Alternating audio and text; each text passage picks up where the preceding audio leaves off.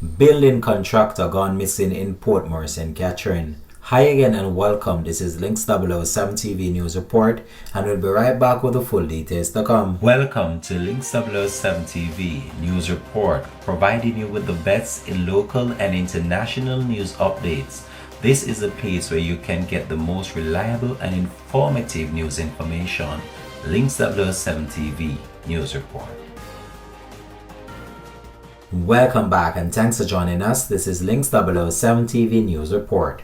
44-year-old Rowan Dawkins, a building contractor of Walkway Gortucker, Greater Portmo, St. Catherine, has been missing since Thursday, April the 4th.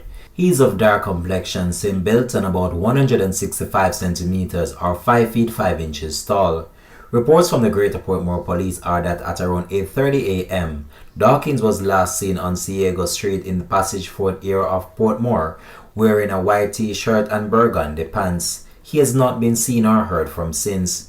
Anyone knowing the whereabouts of Rowan Dawkins is being asked to contact the Portmore Police at 876-989-8422, the Police 119 emergency number or the nearest police station. This has been Links 007 TV News Report. Thanks for watching.